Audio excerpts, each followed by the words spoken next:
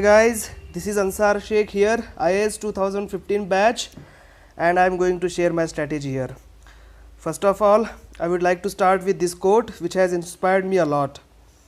हाथों की लकीरों पर मत जाए गालिब, नसीब तो उनके भी होते हैं जिनके हाथ नहीं होते. You can see me below. It's me, Ansar Sheikh, with my parents. So it's all about me. You can see my picture here. My name is Ansar Sheikh. I have completed my BA in Political Science from Ferguson College, Pune. I am the first graduate of my entire generation, and in 2015 I secured 361 rank and got IAS at the age of 21. And I took Marathi medium for my examination, and I took Political Science as my optional subject. So यहाँ पर मैं मेरी strategy share करने वाला हूँ.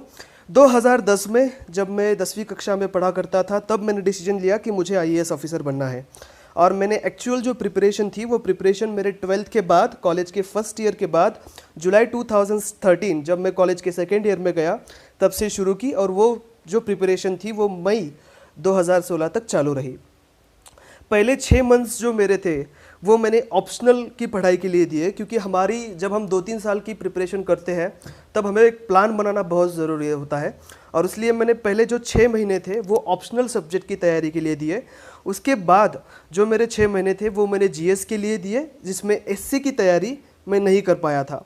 इसके बाद जो 3 महीने थे वो 3 महीने मैंने रिवीजन के लिए. और मेंस में जब हम पढ़ाई करते हैं तो सब कुछ हमारे टाइम टेबल के हिसाब से नहीं होता, कुछ चीज़ें हमारी पढ़ने की रह जाती है. तो जो रिमेनिंग टॉपिक्स थे उन टॉपिक्स की तैयारी के लिए मैंने ये 3 महीने दिए. उसके बाद मेरे पास प्रीलिम्स के लिए 9 महीने बचे थे. 9 महीने जो थे वो लगभग 9 महीने मैंने प्रीलिम्स की तैयारी के लिए दिए. इसके बाद जनरली ऐसा बोला जाता है कि हम जो है प्रीलिम्स 6 महीने में क्लियर कर सकते हैं. मुझे लगता है कि हाँ, हम 6 महीने में प्रीलिम्स क्लियर कर सकते हैं.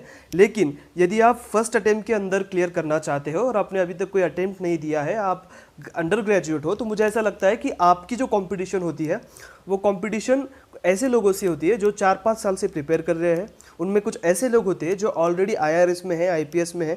उनसे अगर आपको कम्पीट करना है तो उनसे ज़्यादा टाइम आपको प्रीलिम्स के लिए देना ज़रूरी होता है. ये सोचकर मैंने 9 महीने अपने प्रीलिम्स के लिए दिए. इसके बाद मेरी प्रीलिम्स हुई, प्रीलिम्स में क्लियर कर चुका था. उसके बाद मेरे हाथ में 100 दिन थे. उन 100 दिन में मैंने मेंस की तैयारी फिर से की, जिसके अंदर मैं 50% जो टाइम था वो रीडिंग और रिवीजन के लिए दिया करता था, और 50% जो टाइम था वो राइटिंग के लिए दिया करता था. मेरी भूल ये हुई थी कि मैंने इससे पहले राइटिंग के लिए ज़्यादा टाइम नहीं दिया था. तो मेरे पास सिर्फ 100 दिन थे. उन 100 दिन के अंदर मुझे कुछ चीज़ें फिर से पढ़नी थी, कुछ चीज़ों की रिवीजन करनी थी और कुछ चीज़ों की राइटिंग प्रैक्टिस करनी थी. इन 100 दिनों के अंदर मैंने बहुत ज़्यादा पढ़ाई की थी. जनरली मैं 10 से 12 घंटे पढ़ लिया करता था, लेकिन मेंस के वक्त मेरी जो पढ़ाई थी वो 14 से 15 घंटे तक किया करता था. फिर मेंस का रिजल्ट आया 19 फरवरी 2016 को. मैंने मेंस भी क्लियर कर चुका था. मराठी में मैंने मेंस दी थी. और उसके बाद जो 40 दिन मिले थे उस 40 दिनों में मैंने इंटरव्यू की तैयारी की थी. अब बहुत सारे लोगों को ये सवाल होगा कि मैंने इतने जल्दी ये एग्ज़ाम कैसे क्लियर कर ली. तो मेरे सक्सेस के पीछे जो सबसे बड़ा रीज़न रहा है वो है मैं जो एग्ज़ाम दे रहा था वो एग्ज़ाम एग्जैक्टली क्या है, उस एग्ज़ाम में जो सवाल पूछे जाते हैं वो सवाल पूछने वाले का माइंडसेट क्या है, ये मैं जान चुका था. और मुझे लगता है कि मेरे सक्सेस के पीछे यही सबसे बड़ा रीज़न रहा है. अदरवाइज़ जो हार्डवर्क करना होता है, जो पेशेंस चाहिए होता है, जो कंसिस्टेंसी चाहिए होती है, वो लगभग हर सीरियस एस्पायरेंट में होती है. लेकिन ये चीज़ जब तक हमें समझ नहीं आए कि हम जो एग्ज़ाम दे रहे हैं वो एग्ज़ाम एग्जैक्टली क्या है, हमको जब तक उस एग्जामिनर का माइंडसेट पता ना चले तब तक हमारा जो एफ़र्ट्स होते हैं वो इसकी गारंटी नहीं दे सकते कि वो एफ़र्ट्स सही डायरेक्शन में जा रहे हैं या नहीं. सो मैं एक एनालॉजी पेश करना चाहूँगा. हमको पता है सचिन तेंदुलकर इस विश्व के सबसे बड़े, सबसे अच्छे बल्लेबाज है, और शोएब अख्तर जो 150 की स्पीड से बॉल फेंकते हैं. अब जब सचिन तेंदुलकर ग्राउंड में जा रहे हैं तो वो ऐसे ही ग्राउंड में जाकर शोएब अख्तर को छक्का नहीं लगाते.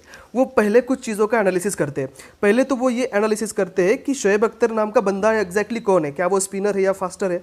फिर वो ये एनालाइज करते हैं कि उसने लास्ट टाइम जो मैच हुई थी ऑस्ट्रेलिया के साथ उसमें बॉल्स कैसे डाले हैं, बॉलिंग कैसे की है, शोएब अख्तर की वीकनेसेस क्या है, शोएब अख्तर की स्ट्रेंथ्स क्या है. और उसके बाद ये सब करने के बाद वो नेट प्रैक्टिस करते हैं. यूपीएससी का भी ऐसा ही है। आपको यूपीएससी को समझना है कि यूपीएससी के एग्ज़ाम एग्जैक्टली क्या है। फिर आपको पता चलेगा कि 3 स्टेजेस है, इन तीनों स्टेजेस में यूपीएससी की कुछ अलग आपसे डिमांड है। तो वो डिमांड्स क्या है वो आपको जानना है, मतलब आपको पता चल जाएगी कि एग्जैक्टली यूपीएससी क्या है। फिर लास्ट टाइम यूपीएससी ने किस तरह के सवाल पूछे थे ये आपको जानना पड़ेगा, क्योंकि लास्ट टाइम जो सवाल पूछे और इस बार जो सवाल पूछे जाने वाले हैं इनमें कुछ लिंक होता है। तो आपको वो जानना पड़ेगा कि किस टॉपिक के ऊपर कैसा सवाल पूछा गया था। तो इसके बाद आपको खुद के वीकनेसेस देखने हैं कि आप में वीकनेसेस क्या है। हाँ, मुझे 10 घंटे पढ़ाई करनी है लेकिन मैं 5 ही घंटे पढ़ाई कर रहा हूँ, तो ये आपका वीकनेस है। तो ये वीकनेस आपको जानना है और उसके ऊपर आपको जीत करनी है। उसके बाद आपको खुद के स्ट्रेंथ जानने है कि आपके स्ट्रेंथ्स क्या क्या है और उसके ऊपर आपको और वो स्ट्रेंथ बढ़ाने के लिए काम करना है। और उसके बाद नेट प्रैक्टिस आपको करनी है, मतलब ज़्यादा से ज़्यादा आप जब प्रीलिम्स दे रहे हो तो ज़्यादा से ज़्यादा क्वेश्चन आपको सॉल्व करने हैं, जब आप मेन्स दे रहे हो तो ज़्यादा से ज़्यादा आपको लिखने की प्रैक्टिस करनी है, और जब आप इंटरव्यू दे रहे हो तो आपको ज़्यादा से ज़्यादा मॉक इंटरव्यू देने चाहिए। तो ये चीज़ें करने आपको ज़रूरी होती है। अदरवाइज़ फिर बाकी जो हार्डवर्क होता है और बाकी की जो चीज़ें चाहिए होती है सक्सेस मिलने के लिए, वो सारे जो सीरियस एस्पायरेंट्स हैं उनमें कॉमन होती है। अतः what does UPSC expect from you, UPSC आपसे क्या चाहती है ये आपको पता होना जरूरी है, तभी आप यूपीएससी की जो डिमांड्स है वो फुलफिल कर पाओगे। 3 स्टेजेस है, प्रीलिम, मेंस और इंटरव्यू। प्रीलिम्स जो है उसमें यूपीएससी की आपसे जो डिमांड है वो है प्रीलिम, ये आपकी इन्फॉर्मेशन की टेस्ट है, ना कि आपकी नॉलेज की। तो आपसे ज़्यादा से ज़्यादा इन्फॉर्मेशन चाहिए होती है। दूसरी बात, जो इन्फॉर्मेशन है वो इन्फॉर्मेशन के अंदर आपको एक्यूरेसी होनी ज़रूरी है। 4 ऑप्शन दिए होते हैं, उन 4 ऑप्शन में से आपको सही ऑप्शन पता होना बहुत ज़्यादा ज़रूरी होता है। और उसके बाद ऑब्वियसली प्रैक्टिस ज़रूरी होती है, ज़्यादा से ज़्यादा हमको पेपर सॉल्व करने की प्रैक्टिस करनी चाहिए। उसके बाद मेंस आ जाता है। मेंस जो है वो आपकी इन्फॉर्मेशन की टेस्ट नहीं है, वो आपकी नॉलेज की टेस्ट है। आपका नॉलेज देखा जाता है, और सिर्फ नॉलेज नहीं, उस नॉलेज का एक्सप्रेशन आप कर पा रहे हैं या नहीं ये भी देखा जाता है। तो इसका एक्सप्रेशन ज़रूरी होता है। और जो एक कॉमन फैक्टर दोनों में है वो है प्रैक्टिस। तो आपकी ज़्यादा से ज़्यादा राइटिंग प्रैक्टिस करना आपको ज़रूरी होता है।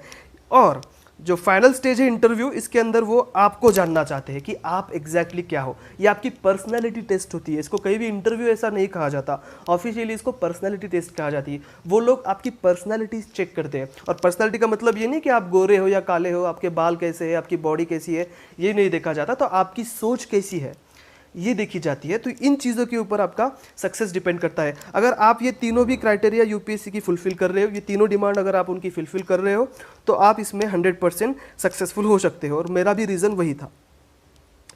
यूपीएससी के बारे में बहुत सारे मिथ्स हमारे सोसाइटी में आज फैले हुए हमें दिखाई देते हैं। पहला मिथ तो ये होता है कि भाई आप रीजनल लैंग्वेज में अगर एग्जाम दे रहे हो तो आप ये एग्जाम क्लियर नहीं कर पाओगे, बहुत मुश्किल आएगी। ऐसा कुछ नहीं होता। मैंने खुद मराठी मीडियम से ये एग्ज़ाम दी है।